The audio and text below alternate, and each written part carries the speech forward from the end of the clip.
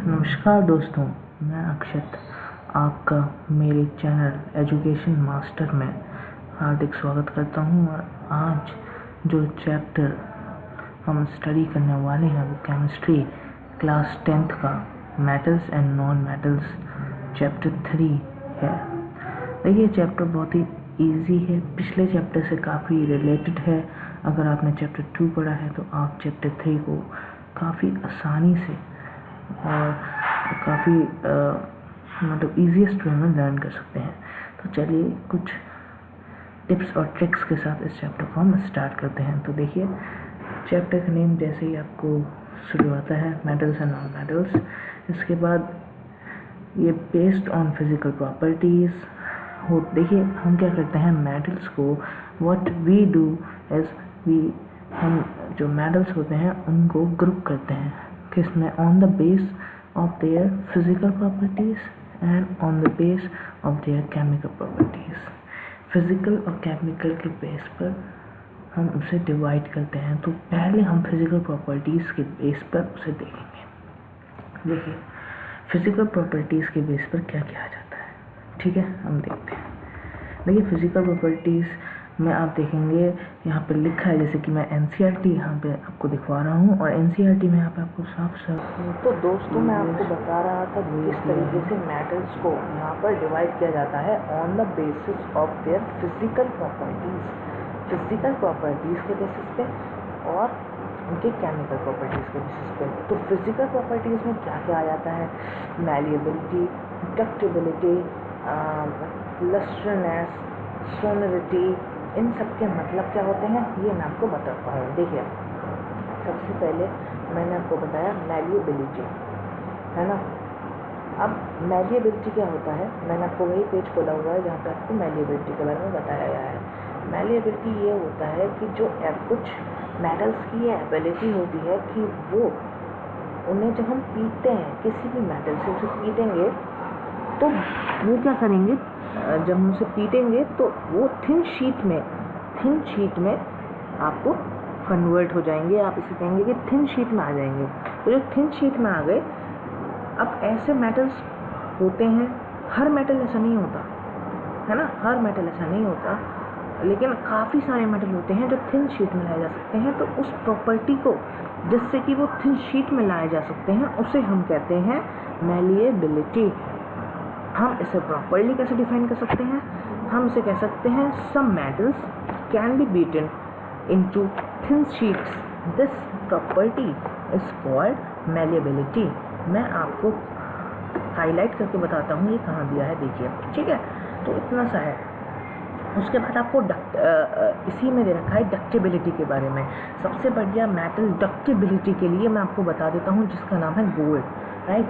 और गोल्ड की एक खासियत है पहले मैं आपको ये बताता हूँ कि डक्टिबिलिटी होता क्या है। देखिए, डक्टिबिलिटी का मतलब है एबिलिटी ऑफ मेटल्स की ऐसी एबिलिटी कि वो थिन वायर्स में पतले वायर में लपटे जाएं, अंदर की साइड से उन्हें अंदर में लपेट दिया जाए। ऐसे कुछ मेटल्स होते हैं, और सबसे अच्छा मेटल्स में गोल्ड होता है। सिर्फ 1 ग्राम गोल्ड लेकर हम 2 किलोमीटर के वायर में उसे लपटा जा सकता है अंदर की साइड से। इसको हम कहते हैं drawn into thin wires, right. तो यहाँ हम कहते हैं the ability of metals to be drawn into thin wires. क्योंकि देखिए, गोल्ड भी एक कंडक्टर है, तो जब हम उस कंडक्टर को उसके अंदर किसी भी इंसुलेटर, देखिए इंसुलेटर की एक प्रॉपर कोटिंग होती है किसी भी वायर के ऊपर, राइट। उसके अंदर एक पर्टिकुलर मेटल होता है, वो मेटल की जगह अगर हम गोल्ड लेंगे तो 2 किलोमीटर तक की लाइन वहाँ पे हम उसे बना सकते हैं। मतलब उसे हम 1 ग्राम गोल्ड से 2 किलोमीटर तक की लाइन बना सकते हैं। आप समझ जाएंगे, अगर थोड़ा सा भी समझने की कोशिश करेंगे तो आपको समझ में आ जाएगा, ठीक है। और मैं आगे बढ़ता हूँ। देखिए, यहाँ पे आपको एक्टिविटी दे रखी है, बहुत ही आसान एक्टिविटी है, जिसमें आपको कंडक्टिविटी, है ना, समझाई है। कंडक्टिविटी क्या है, देखिए, कोई भी एक मैं आपको सिंपली समझाऊंगा। एक रॉड ले लीजिए, ठीक है, वायर ले लीजिए एक मेटल का, ठीक है, उसे आप एक स्टैंड में लगा लीजिए। वायर के टिप पे आप क्या करिए, एक पिन को अटैच कर दीजिए। उसके नीचे की साइड से वैक्स यानी मोम मोम से लगा दीजिए, ठीक है। अब जब बीच में, जैसे आपका मेटल का पूरा वायर है, जब बीच में आप हीट देंगे तो प्रॉपरली आप देखेंगे, अगर वो एक कंडक्टर है, समझ रहे हैं, कंडक्टर नहीं मेटल कहूँगा मैं, अगर वो एक मेटल है तो metal work as a conductor of heat, ये आप जान लीजिए। तो आप वो हीट पास होते होते वैक्स तक जाएगी, वैक्स पिघलेगा और जो पिन अटैच करी है वो डिटैच हो जाएगी, यानी वो नीचे गिर जाएगी। तो इस तरीके से आप ये कहेंगे कि यहाँ से जो बीच में हमने बर्नर लगाया था वहाँ से हीट पास होकर, है ना, उस पर्टिकुलर वैक्स पे गई और वैक्स नीचे गिरा। तो इस तरीके से हम कंडक्टिविटी ऑफ हीट कहते हैं, ठीक है। बहुत ही आसान है अगर समझेंगे तो। उसके बाद एक एक्टिविटी दे रखी है जहाँ पे आपको बताया गया है कि जो हम वायर यूज़ करते हैं घर पर वो किसके होते हैं, राइट। वायर के ऊपर मैंने आपको बताया था कोटिंग होती है, कोटिंग, राइट। वो कोटिंग होती है पॉलीविनाइल क्लोराइड की। मैं आपको दिखाता हूँ, हाईलाइट भी कर देता हूँ। इन आवर होम्स, है ना, करंट यहाँ पे आप देख सकते हैं, मैंने पूरा आपको बता दिया है, ये देखिए, ठीक है। पॉलीविनाइल क्लोराइड की, जो कि एक रबर जैसा मटेरियल होता है, उसकी प्रॉपर कोटिंग होती है ऊपर की साइड से। उसके बाद बहुत ही आसान चीज़ आपको बताई रखी है, सोनोरस और लस्ट्रस। मैं दोनों चीज़ें बता देता हूँ, सोनोरस और लस्ट्रस। लस्ट्रस क्या होता है, the property of the metal by virtue of which it shines. अगर आपने नहीं लिखी है तो आप लिख सकते हैं, the property of metal by virtue of which it shines. It is very easy definition. इसका मतलब कुछ मेटल्स शाइन करते हैं बहुत अच्छे से, सिल्वर हो, गोल्ड हो, बहुत अच्छे से शाइन करते हैं, तो उनकी वो प्रॉपर्टी है लस्ट्रस प्रॉपर्टी, राइट। अब यहाँ पे सोनोरस, सोनोरस यानी जो टन की आवाज़ आती है जब आप मेटल पे किसी चम्मच से मारें या किसी भी मेटल को किसी मेटल से मारेंगे तो एक आवाज़ आती है, सोनोरिटी, उसे हम कहते हैं सोनोरस। ये एक सोनोरस क्वालिटी है किसी भी मेटल की, ठीक है। बहुत ही आसान है, आपको लिखा हुआ है यहाँ पे, the metals that produce a sound on striking a hard surface are said to be sonorous. मैं आपको हाईलाइट कर देता हूँ, आप अंडरलाइन भी कर सकते हैं, राइट। बहुत ही ईजी है। उसके बाद आपको जहाँ यहाँ पे एक्टिविटी सी दी है 3.6 में आपको कुछ नहीं समझाया है, प्रॉपर एक सर्किट बनाया है, एक बल्ब लगाया है, 2 क्लिप्स लगा दी हैं, क्यों, जिससे कि क्लिप्स में आप इंसुलेटर भी अटैच कर सकते हैं और एक कंडक्टर या मेटलिक कंडक्टर भी अटैच कर सकते हैं। जैसे मैं अब आपको बताता हूँ, कोई भी मेटलिक कंडक्टर ले लीजिए, आयरन ले लीजिए, इन क्लिप से अटैच कर दीजिए, राइट। अगर वो आयरन या कोई भी मेटल है तो ये बल्ब ग्लो हो जाएगा। अगर ये कोई भी इंसुलेटर है, आपने इन क्लिप्स के बीच में कोई भी इंसुलेटर लगा दिया है, राइट। मैं इस एक्टिविटी की बात कर रहा हूँ, इस प्रॉपर एक्टिविटी में यहाँ पे अगर आपने कोई इंसुलेटर लगा दिया है, राइट, तो यहाँ पर फिर ये बल्ब ग्लो नहीं होगा। और यहाँ पर अगर कंडक्टर लगा दिया है तो कंडक्टर या मेटलिक कंडक्टर कहेंगे, तो ये प्रॉपरली ग्लो हो जाएगा, राइट। अब नॉन मेटल्स के बारे में थोड़ी सी बात कर लेते हैं। नॉन मेटल्स क्या होता है, देखिए नॉन मेटल्स बहुत ही ईजी है। नॉन मेटल्स में आप हमेशा याद रखें, गैसेस के नाम सबसे पहले दे देंगे, हाइड्रोजन, ऑक्सीजन, कार्बन, सल्फ़र, ये सब दे देंगे। तो इससे क्या रहता है कि हमें प्रॉपरली इसे जानने में आसानी होती है। यहाँ पे मैं आपको प्रॉपरली हाईलाइट करके बताता हूँ, राइट। उसके बाद नॉन मेटल्स सॉलिड भी हो सकते हैं। मैं ये नहीं कह रहा सारे गैसेस होते हैं, लेकिन आप गैसेस के नाम से याद रख सकते हैं, ठीक है। सॉलिड भी होते हैं, गैसेस भी हो सकते हैं और सॉलिड में। जैसे अब देखेंगे जो गैसेस में यहाँ पे आपको दे रखा है, और आयोडीन सॉलिड फॉर्म में भी होता है, राइट। चलिए अब नीचे चलते हैं। एक्टिविटी 3.7 इज़ वेरी इजी, कुछ भी नहीं है। मैं एक बार नीचे चलता हूँ आपको लेके। 3.7 में कुछ नहीं है, आपको सिर्फ मेटल की हार्डनेस के बारे में लिखना है, मैलिएबिलिटी, ये सब मैंने आपको समझा दिया। ऐसी एक्टिविटी नहीं आती हैं बोर्ड एग्ज़ाम्स के लिए जो कि 2018 में होने वाले हैं, मैं उसके लिए आपको बता रहा हूँ। ऐसी कोई भी एक्टिविटी, किसी भी तरीके की एक्टिविटी ऐसी कोई नहीं आएगी, ठीक है। मैं आपको प्रॉपरली ये बता देता हूँ, राइट। मैंने आपको अब नॉन मेटल के बारे में एक चीज़ और बताना चाह रहा हूँ। नॉन मेटल जो हैं उसमें एक्सेप्शंस भी होते हैं, वो आप नीचे पढ़ेंगे, ठीक है। सबसे पहले आपको मेटल के बारे में जो जानना है, metals, not non metals, I am talking about metals. तो मेटल्स जो हैं बहुत प्रकार के होते हैं, लेकिन आप देखेंगे सब सॉलिड होते हैं, सब लेकिन सिर्फ एक मेटल के अलावा, जिसका नाम मरकरी है। आपको मैं पॉइंट को हाईलाइट कर देता हूँ, you can underline that point. और मैं ये नॉर्मल रूम टेम्परेचर की बात कर रहा हूँ। कोई भी मेटल नॉर्मल रूम टेम्परेचर पे, आयरन को रख दीजिए, आयरन सॉलिड है राइट, वो सॉलिड ही रहेगा अगर आपने रूम टेम्परेचर पे रखा है, ठीक है। लेकिन अगर सपोज मरकरी है, रूम टेम्परेचर पे रखा है, वो लिक्विड फॉर्म में होता है, हमेशा याद रखिए, ठीक है। तो ये एक इम्पॉर्टेंट पॉइंट है, आप अंडरलाइन भी कर सकते हैं, राइट। नीचे चलते हैं, कुछ पॉइंट्स दे रखे हैं जैसे कि गैलियम। आप हमेशा एक बात और ध्यान रखें, जितने भी मेटल्स होते हैं उनका हाई मेल्टिंग पॉइंट होता है, यानी बहुत जल्दी से गर्म हो जाते हैं, राइट, है ना, और मेल्ट होना भी शुरू कर देते हैं। लेकिन कुछ ऐसे मेटल हैं जिनका हाई मेल्टिंग पॉइंट नहीं होता है, जो हमारी बुक में दिया है। 8th में ऐसा कोई भी चीज़ नहीं दी थी, जिनका नाम है गैलियम और सीजियम। मैं उसे हाईलाइट करके बताता हूँ, ठीक है, मैंने अभी हाईलाइट किया था, दोबारा से हाईलाइट कर देता हूँ। गैलियम और सीजियम ऐसे मेटल हैं जिनका लो मेल्टिंग पॉइंट होता है, लेकिन ये मतलब आसानी से मेल्ट नहीं होते, राइट, समझ गए, और आसानी से गर्म भी नहीं होते। तो ये है गैलियम और सीजियम। गैलियम और सीजियम आप याद रख सकते हैं, GNC, ठीक है, have low melting point, gallium and caesium, right. उसके बाद मैंने आपको बताया था नॉन मेटल्स के कुछ एक्सेप्शंस होते हैं, जैसे सारे नॉन मेटल उल्टे काम करेंगे। जैसे सारे मेटल लस्ट्रस हैं तो all non metals will be non lustrous, लेकिन एक ऐसा नॉन मेटल है जो कि लस्ट्रस है। ऐसा नॉन मेटल जो कि लस्ट्रस है उसका नाम है आयोडीन। आयोडीन एक ऐसा नॉन मेटल है जो कि लस्ट्रस होता है, ठीक है, एक ऐसा नॉन मेटल जो कि लस्ट्रस होता है, याद रखेंगे, आयोडीन लस्ट्रस, ओके।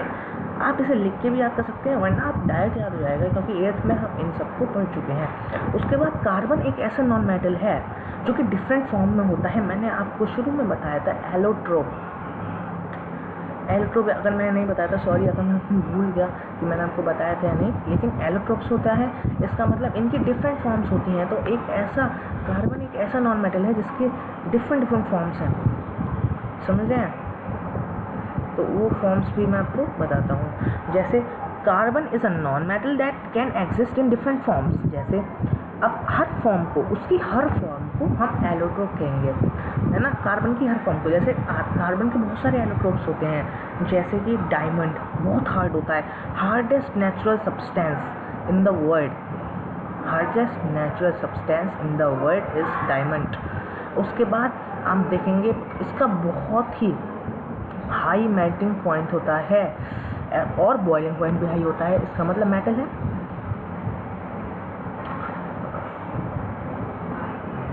ठीक है, मेटल नहीं, नॉन मेटल ही है, क्योंकि कार्बन का एलोट्रोप है, कार्बन नॉन मेटल, तो उसके एलोट्रोप भी नॉन मेटल ही होंगे, राइट।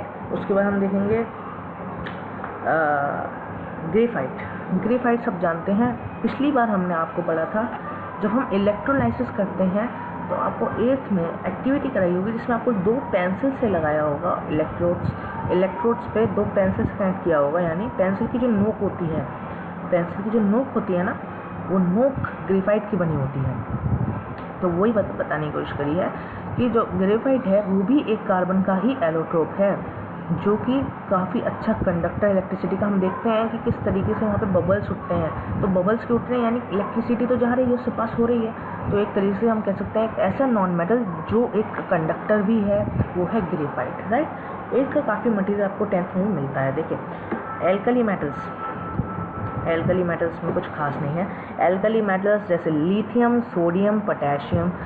एल्कली मेटल से मतलब यह बेसिक मेटल्स होते हैं, बेस है ना, बेस जो कि सॉल्युबल होता है वाटर में, वो एल्कली होता है, आपको पता है, राइट। तो एल्कली मेटल्स जैसे लिथियम, सोडियम, पोटेशियम, ये बहुत सॉफ्ट होते हैं, जो कि आप नाइफ से भी इन्हें कट कर सकते हैं, नाइफ से भी इन्हें कट करा जा सकता है। तो अब देखिए ऐसे मेटल्स जो कि नाइफ से कट कर देंगे आप, ऐसे कोई मेटल्स नहीं होते, लेकिन यहाँ पे एक्सेप्शंस होते हैं, जैसे लिथियम, सोडियम, पोटेशियम, इनको आप आराम से नाइफ से कट कर सकते हैं, राइट। इनकी लो डेंसिटीज़ होती है, लो मेल्टिंग पॉइंट होता है, यानी आसानी से पिघल जाते हैं ये, राइट। इनका ज़्यादा टेम्परेचर भी नहीं होता शायद, लो डेंसिटीज़, राइट। उसके बाद एलिमेंट्स जो हैं केमिकल प्रॉपर्टीज़ के बेसिस पे भी क्लासिफाई किए जाते हैं, राइट। मैंने आपको बताया भी था केमिकल प्रॉपर्टीज़। यहाँ पे कुछ क्वेश्चंस दिए होंगे, आप देख सकते हैं। रुकिए मैं आपको दिखाता हूँ। कुछ क्वेश्चंस दिए हैं। Give an example which is liquid, है ना। यहाँ पे आपको एग्जाम्पल देखें ऐसे मेटल के जो लिक्विड है रूम टेम्परेचर पे। मैंने आपको क्या बताया था, लिक्विड कौन सा होगा रूम टेम्परेचर पे, मरकरी। ठीक, पहले कौन सा आप लिख लेंगे, mercury. Can be easily cut with a knife, sodium, potassium, lithium, right, आप ऊपर देख सकते हैं। ठीक है, और best conductor of heat, best conductor of heat में दो आते हैं, सिल्वर और कॉपर। इनमें से आप कुछ भी लिख सकते हैं, ठीक है, लेकिन सिल्वर लिखेंगे तो ज़्यादा सही रहेगा। Then poor conductor of heat, poor conductor of heat में अगर आप मेटल की बात करेंगे तो आप मेरे हिसाब से आप जो इसका आंसर है वो लिखेंगे मरकरी, है ना। Mercury is the best. अब meanings of malleable and ductile मैंने आपको बताया था। The ability of metal to be beaten into thin sheets is called malleability, right. और डक्टाइल का मतलब बताया था the ability of a metal to be drawn into the thin wires is called ductility. तो दोनों आप लिख देंगे आराम से। फिर अब केमिकल प्रॉपर्टीज़ ऑफ मेटल, कितना आसान है, क्योंकि देखिए केमिकल प्रॉपर्टीज़ बहुत ही आसान होती हैं। जैसे 3.8 में हम पढ़ चुके हैं कि जब मैग्नीशियम वायर बर्न होता है तो डैसलिंग फ्लेम के साथ बर्न होता है, सभी को पता है। ठीक है, इसमें कोई दिक्कत वाली बात नहीं है। यहाँ पे आपको बहुत आसान चीज़ें दे रखी हैं। Metal plus oxygen will form metallic oxide, ये हमने इतना ज़्यादा पढ़ लिया होगा। अगर आपने कोई रिफ्रेशर को पढ़ा हो तो आपने इसे बहुत ही ज़्यादा अमाउंट में पढ़ लिया होगा पिछले चैप्टर में। मैं आपको बिल्कुल सही बता रहा हूँ, पिछले चैप्टर में आपने इसे बहुत सारा पढ़ा होगा। मेटल प्लस ऑक्सीजन, है ना, यहाँ पर metal plus oxygen will form metallic oxide. Then example दे रखा है, जैसे कॉपर को आप हीट करेंगे तो ये कॉपर एक ऑक्साइड, हाँ, तो ये आप देखिए कंबशन, जब हीट करते हैं तो कंबशन होता है। कंबशन का मतलब आप हमेशा याद रखें ऑक्सीजन इन्वॉल्व है। ऑक्सीजन इन्वॉल्व है तो आप किसी भी मेटल का रिएक्शन ऑक्सीजन के साथ करा दें जब भी बात हो हीट की, बर्न करने की। ये बात हमेशा याद रखें, की फीचर है, राइट। उसके बाद आपको एल्यूमिनियम, मैंने, है ना, एल्यूमिनियम में भी मैंने आपको क्या कहा था, कंबशन जब भी हो, जब ऑक्सीजन के साथ उसका वो कराएंगे आप। तो यहाँ पे दोबारा से aluminium plus O2 will form aluminium oxide, same as chapter 2, है ना। देन Al2O3, Al2O3 क्या होता है, aluminium oxide, right. Aluminium oxide को आपने लिया है और HCl के साथ रिएक्ट करा दिया, यानी कि आप एक पर्टिकुलर जो Al2O3 यानी एल्यूमिनियम ऑक्साइड को जब आपने HCl के साथ रिएक्ट कराया, राइट, तो एक पर्टिकुलरली सॉल्ट एक फॉर्म हो गया और एक वाटर फॉर्म होगा, है ना। जैसा कि यहाँ पे दिख रहा है आपको, एक एसिड के साथ HCl के साथ रिएक्ट करा दिया, hydrochloric acid, we have studied in chapter 2। So aluminium oxide plus HCl will form a particular salt and water. यहाँ पे याद रखेंगे मेटल और एसिड क्या बनाता है, पानी और एक पर्टिकुलर सॉल्ट, राइट, वो उसके हिसाब से होता है। जैसे यहाँ पे दिया Al2O3, है ना। अब मैं आपको जो बता रहा हूँ Al2O3 दोबारा से ऊपर वाला ही और NaOH, यानी यहाँ पे अब एक बेस है, एसिड, यहाँ पे एक पर्टिकुलर मेटल और बेस, है ना, मेटल और base will form sodium aluminate. देखिए आपने पिछले चैप्टर में पढ़ा होगा, ऐसे ऐसे मेटल पढ़े होंगे, जैसे बहुत सारे होते हैं, aluminium zincate, I am sorry, aluminium zincate नहीं पढ़ा होगा, आपने पढ़ा होगा सोडियम जिंकेट, राइट। तो उसी टाइप के मेटल हैं यहाँ पर, ठीक है। जब जिंक नॉन मेटल के साथ रिएक्शन होता है, यहाँ पे बेस के साथ रिएक्शन हो रहा है, मैं आपको बता रहा हूँ, बेस के साथ जब रिएक्शन होता है तो ये पर्टिकुलरली फॉर्म होता है। पिछली क्लास में सभी आप पढ़ चुके हैं, पिछले चैप्टर में, सॉरी। उसके बाद देख रहे हो, most non metals are insoluble in water but some of these dissolve in water to form alkalis, obviously it is very easy. बहुत से मेटल ऑक्साइड्स, जैसे कोई भी आप ले लीजिए, वो इनसॉल्युबल होते हैं वाटर में। जैसे कि यहाँ पे सोडियम ऑक्साइड लिया है, सोडियम ऑक्साइड प्लस वाटर, आप लिख सकते हैं, यहाँ पे लिखा नहीं है इन्होंने क्या कौन कौन सी सब्सटेंस है। Sodium oxide plus water will form sodium hydroxide, it is very simple, right. Will form alkali, मैंने बताया था एल्कली क्या होता है, water soluble bases are called alkalis. जो बेस वाटर में सॉल्युबल होगा वो एल्कली होगा। यहाँ पे मैंने आपको बता दिया, यहाँ पे कितना क्लियर है, राइट। दोनों एग्जाम्पल, चाहे वो पोटेशियम का हो चाहे वो सोडियम का हो, दोनों में सेम काम हो रहा है, राइट। एक पर्टिकुलर बेस फॉर्म हो रहा है दोनों साइड से, ठीक है। उसके बाद हम नीचे चलते हैं, क्योंकि नीचे भी काफ़ी है। इस पेज में कुछ भी नहीं है, आप देख सकते हैं। मेटल्स जैसे कि पोटेशियम, सोडियम है, वो विग्रेसली रिएक्ट कर जाते हैं एटमॉस्फेरिक टेम्परेचर पे, राइट। एटमॉस्फेरिक टेम्परेचर पे पर्टिकुलरली रिएक्ट कर जाते हैं ये मेटल्स, जैसे कि पोटेशियम है या सोडियम है। मैं आपको हाईलाइट भी करके दिखा सकता हूँ, ठीक है।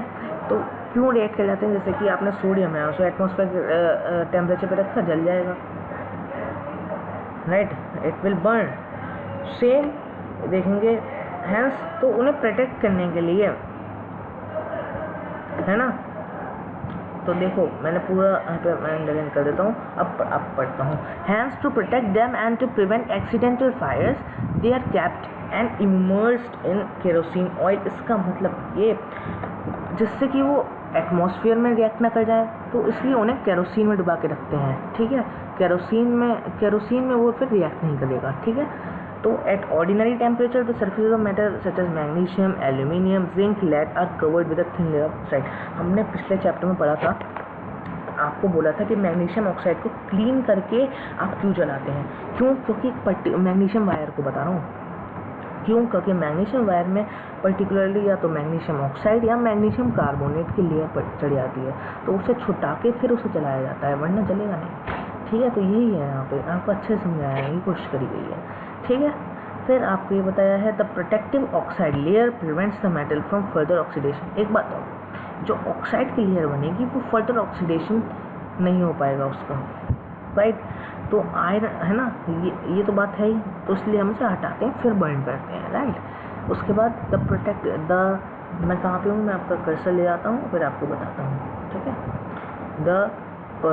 यहाँ पे iron does not burn on heating but iron filings burn विग्रेसली when sprinkled in the flame of the burner. बहुत ईजी है, आयरन आसानी से नहीं जलता, लेकिन उसकी फिलिंग्स जल जाती हैं जब वो उसकी फ्लेम में स्प्रिंकल किया जाता है। ये बात हम पहले पढ़ चुके हैं, है ना, ये बहुत ही ईजी है।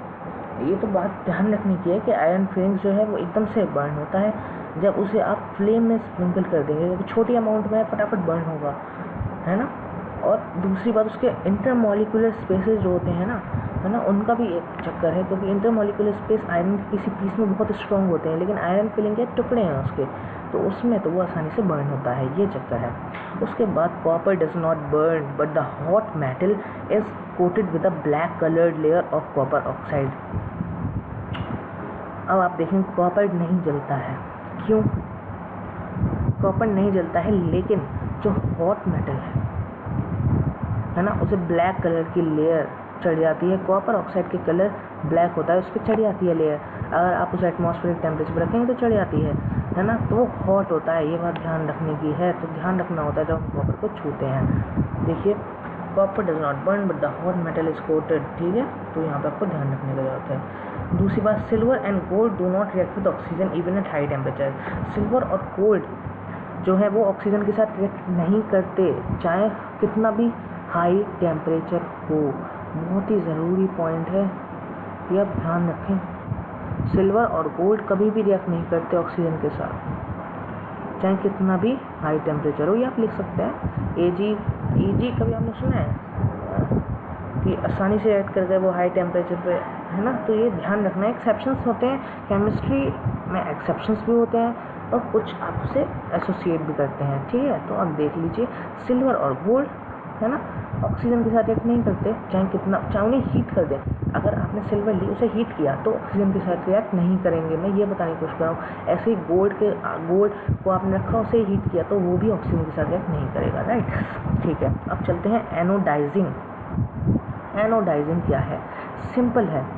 अगर पिछली चैप्टर में आपने रिफ्रेशर की मदद ली है और एल्यूमिनियम के बारे में पढ़ा है, तो आपने ये पढ़ा है एनोडाइजिंग में पढ़ चुके हैं पिछले चैप्टर में, नॉट NCERT। अब मैं रिफ्रेशर्स की बात कर रहा था, ठीक है। रिफ्रेशर्स में दे रखा है VK रिफ्रेशर ले सकते हैं आप, है ना, या फिर एक PR मिश्रा की भी रिफ्रेशर आती है, उसमें तो बहुत ही कुछ दिया है, ठीक है। तो anodising is the process of forming a thick oxide layer of aluminium. यहाँ पे एक एल्यूमिनियम की पर्टिकुलर ऑक्साइड लेयर बन जाती है, ठीक है। जब वो एक नॉर्मल टेम्परेचर पर रखते हैं, जब वो एयर से रिएक्ट करता है एल्यूमिनियम, तो एक एल्यूमिनियम ऑक्साइड की लेयर बना देता है, राइट। तो एक तरीके से ये बहुत फ़ायदेमंद है, एडवांटेजेबल है। क्यों?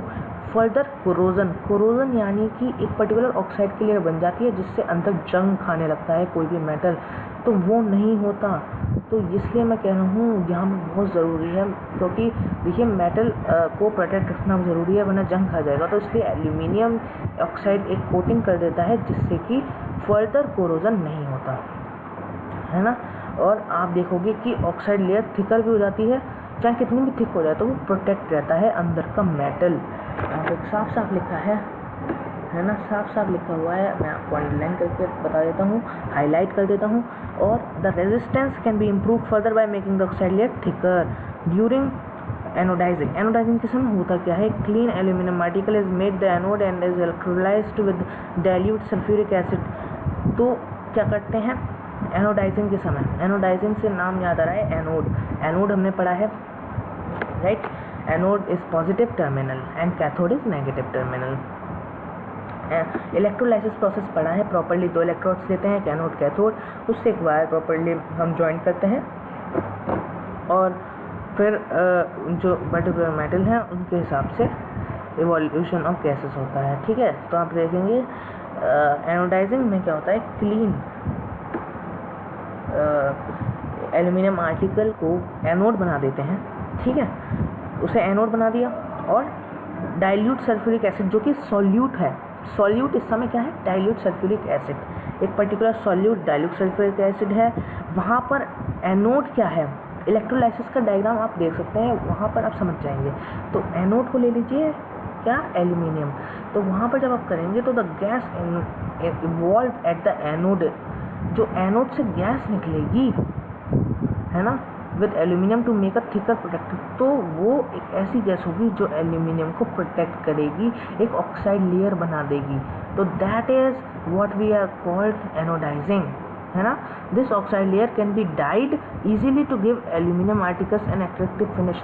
आप देखेंगे इसे एक चीज़ के लिए और यूज़ किया जाता है, इसे प्रॉपर फिनिश दिया जाता है, ये पूरा प्रॉपरली बन जाता है और इससे एल्यूमिनियम जो आर्टिकल होते हैं उन्हें अट्रैक्टिव फिनिश यानी एक प्रॉपरली वो दिखते हैं, सुंदर दिखते हैं, अट्रैक्टिव दिखते हैं। तो बहुत ही आसान है, ठीक है। अब मैंने आपको अच्छा समझा दिया इलेक्ट्रोड्स वाले इलेक्ट्रोलाइसिस, यहाँ पे एल्यूमिनियम है ना ले लिया है और एल्यूमिनियम का इलेक्ट्रोलाइसिस से एल्यूमिनियम ऑक्साइड फॉर्म करी और इस तरीके से आपको लिख देना है, ठीक है, बहुत ही आसान है।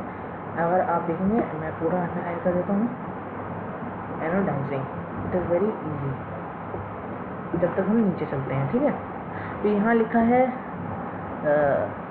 मैग्नीशियम बारे में आपको लिखा है, बहुत ईजी है। The reaction of magnesium is less vigorous implying that it is not as reactive as sodium. देखिए सोडियम सबसे रिएक्टिव है, क्योंकि देखोगे आपकी कितनी जल्दी एकदम से बर्न हो जाता है रूम टेम्परेचर पे भी, तो यही है, ठीक है। उसके बाद नीचे चलते हैं, है ना, जब मेटल वाटर के साथ रिएक्ट करता है, प्रॉपर्ली एक डायग्राम दिया है यहाँ पे, metal plus water will form metallic oxide plus hydrogen gas. आपको पता है कोई भी मेटल लोगे, हाइड्रोजन के साथ रिएक्ट कराओगे, वाटर के साथ रिएक्ट कराओगे तो एक पर्टिकुलरली मेटल ऑक्साइड और हाइड्रोजन फॉर्म हो जाता है। बहुत ही इजी है, आप कभी भी लर्न कर सकते हैं। जैसे मेटल ऑक्साइड है और वाटर ले लो, अब मेटल ऑक्साइड ले लो और वाटर, तो क्या बनेगा, मेटल हाइड्रोक्साइड यानी बेस, ठीक है। एग्जाम्पल ले लीजिए पोटेशियम का, है ना, मैं अभी आपको हाईलाइट कर देता हूँ वो, राइट। पोटेशियम और water will form potassium hydroxide, ठीक है। और हीट एनर्जी क्यों निकली, क्योंकि मेटल का हुआ है यहाँ पे। आप देखोगे मेटल का रिएक्शन हो गया किसके साथ, हाइड्रोजन के साथ, तो इसने हाइड्रोजन गैस नहीं, हम यहाँ पे कहेंगे वाटर के साथ, तो ये क्या कर रहा है, ठीक है, उसका ऑक्साइड बना रहा है और हाइड्रोजन गैस और हीट एनर्जी। तो ये आप ध्यान रखेंगे, है ना। फिर अगर हम Na ले लें तो भी यही होगा, hydrogen gas plus energy, right. तो बहुत ही आसान है, आप ध्यान रख सकते हैं, इन्हें लिख सकते हैं अलग से और समझ सकते हैं। देखिए ज़्यादातर ध्यान रखेंगे जो मेटल होते हैं, पोटेशियम या कैल्शियम, सोडियम, है ना, वो वायलेंटली रिएक्ट कर जाते हैं किससे, कोल्ड वाटर से। पोटेशियम या सोडियम में से कोई भी लोगे तो बहुत जल्दी रिएक्ट कर जाएगा कोल्ड वाटर में भी। और एक बात और, ये रूम टेम्परेचर पे भी रिएक्ट कर जाते हैं और कोल्ड वाटर में भी। क्यों? इन केस ऑफ सोडियम, क्योंकि मैंने आपको बताया ना, जब वाटर में डालोगे तो यहाँ पे रिएक्शन दिए हैं, मैं आपको हाईलाइट करता हूँ, ये रिएक्शन दिए हैं, है ना। वाटर में डाला तुरंत हीट एनर्जी प्रोड्यूस हुई, हीट एनर्जी तो प्रोड्यूस हुई और साथ में इनके ऑक्साइड भी बन गए, इनके मतलब हाइड्रोक्साइड भी बन गए और हाइड्रोजन गैस भी बन गई। तो इस तरीके से वायलेंटली रिएक्ट करता है वाटर के साथ। और इन केस ऑफ सोडियम और potassium the reaction is so violent in exothermic that the evolve hydrogen. तो आप ये देखो, इतना विगरस रिएक्शन होता है कि जो हाइड्रोजन गैस इवॉल्व होती है तुरंत फायर कैच कर जाती है। जो हाइड्रोजन गैस इवोल्यूशन होता है, that catches fire immediately after the reaction takes place. So that is what it is explained here, the reaction of calcium. अब कैल्शियम पे आ जाते हैं। पिछले क्लासेस में पिछले चैप्टर में हमने इतना सारा पढ़ लिया इस बारे में कि कैल्शियम के साथ हाइड्रोजन का वाटर का रिएक्शन करा दो तो लाइम वाटर बन जाएगा। लाइम वाटर क्या होता है, कैल्शियम हाइड्रोक्साइड और हाइड्रोजन गैस इवॉल्व होगी। सबको पता है कि, है ना, ये रिएक्शन के बारे में। उसके बाद आप देखोगे calcium start floating because the bubbles of hydrogen gas formed stick to the surface of the metal. Obviously calcium जो है फ्लोट करता है। यहाँ पे आप देखोगे नई चीज़ें थोड़ी समझने में थोड़ा दिक्कत हो सकता है, लेकिन समझ लोगे आप। Calcium starts floating because the bubbles of hydrogen gas formed stick to the surface of the metal. जो बबल्स निकलते हैं हाइड्रोजन गैस के, राइट, वो स्टिक कर जाते हैं मेटल के सरफेस। समझ रहे हो ना आप, बहुत ही इंपॉर्टेंट है और बहुत ही आसान भी है समझना। Calcium starts floating because the bubbles of hydrogen gas formed stick to the surface of water. मैं आपको समझाता हूँ। कैल्शियम क्या करता है, किसी भी मेटल के साथ उसे रिएक्ट, मतलब कैल्शियम का रिएक्शन करा दो, जैसे कि वाटर के साथ करा दिया आपने, उसका लाइम वाटर बना, हाइड्रोजन बना। उसी को बोल रहे हैं कि बबल्स निकलते हैं ना, जब आप करते हो ये रिएक्शन तो बबल्स निकलते हैं, तो उसी को वो बोला गया है कि जब कैल्शियम का आप वाटर के साथ रिएक्शन कराते हो तो बबल्स निकलते हैं because hydrogen gas is evolve, right. बस इतना सा है। फिर magnesium does not react with cold water. Obviously cold water के साथ सिर्फ दो मेटल रिएक्ट कर रहे हैं, सोडियम और पोटेशियम। यहाँ पे मैं आपको दोबारा से हाईलाइट कर देता हूँ, अगर आपने नहीं अंडरलाइन किया है तो कर लीजिए या लिख लीजिए, ठीक है, राइट। अब चलते हैं आगे। It reacts with hot. अब देखिए मैग्नीशियम जो है वो कोल्ड वाटर के साथ रिएक्ट नहीं करेगा, लेकिन हॉट वाटर के साथ 100% करेगा। ये भी है, हॉट वाटर के साथ ये रिएक्ट कर जाएगा और फ्लोटिंग भी स्टार्ट कर देगा to the bubbles of hydrogen gas sticking to its surface. It also starts floating due to the bubble of hydrogen gas sticking to its surface. ये भी फ्लोटिंग करना शुरू कर देता है। क्यों? क्योंकि इसमें भी हाइड्रोजन गैस निकलेगी, Mg प्लस H2O। अगर रिएक्शन नहीं लिखा है तो लिख लीजिए, Mg plus H2O will form MgO plus H2। लिख लीजिए रिएक्शन, अगर आप चाहते हैं लिखना। मैं दोबारा बोलता हूँ, Mg plus H2O will form MgO यानी मैग्नीशियम ऑक्साइड प्लस H2। तो जो H2 इवॉल्व हो रही है वो बबल्स की फॉर्म में इवॉल्व होती है, राइट। किसी भी रिएक्शन में जब H2 फॉर्म होती है तो बबल्स की फॉर्म में इवॉल्व होती है, वो इवॉल्व, राइट, और ऊपर फ्लोट करती है। तो इस तरीके से आपको समझाया गया है, राइट। उसके बाद metals like aluminium, zinc, iron, ये सब हॉट वाटर के साथ भी रिएक्ट नहीं करते। ये किसके साथ रिएक्ट करते हैं? स्टीम के साथ। सबसे पहले बताया कोल्ड वाटर के साथ कौन से रिएक्ट करते हैं, फिर हॉट वाटर के साथ कौन से रिएक्ट करते हैं, फिर स्टीम के साथ कौन से रिएक्ट करते हैं। आपको प्रॉपर्ली बता दिया। स्टीम के साथ कौन से रिएक्ट करते हैं? एल्यूमिनियम, आयरन और जिंक। स्टीम के साथ रिएक्ट करते हैं मतलब कि वाटर के साथ रिएक्ट करते हैं। स्टीम मतलब वाटर, सिंपल।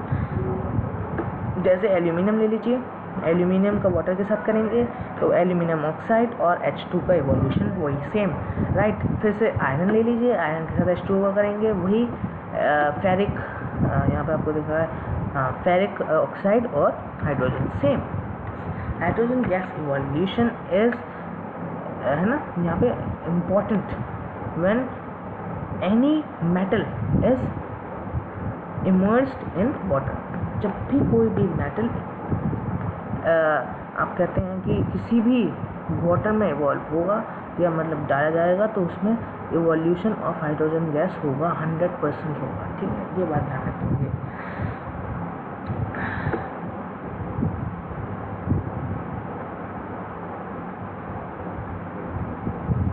तो दोस्तों देखिए, आज के लिए इतना बहुत है। अब मैं आपसे विदा लेता हूँ, क्योंकि देखिए जो अगला वाला है वो मैं आपको अगली क्लास में बताऊँगा, जो कि मैं 1 या 2 दिन के बाद आपको पूरा पढ़ा दूँगा, ये चैप्टर ख़त्म कर दूँगा बहुत ही जल्दी। तो आप मेरे प्लीज़, देखिए इतनी मेहनत करी है, प्लीज़ आप सब्सक्राइब ज़रूर करें।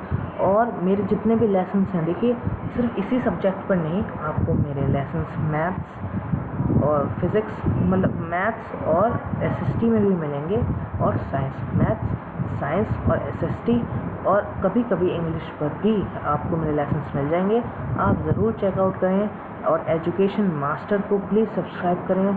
और आगे भी अगर आपको ये लेसन पूरा कंप्लीट करना है, मैं आपको पूरा समझाऊंगा, और मेरी बातों को सुने, ध्यान से सुने, अंडरलाइन करें, प्रॉपर्ली पढ़ें, जिससे क्लास 10 2018 बोर्ड एग्जामिनेशंस में आप अच्छे से पास हो पाएंगे। थैंक यू दोस्तों।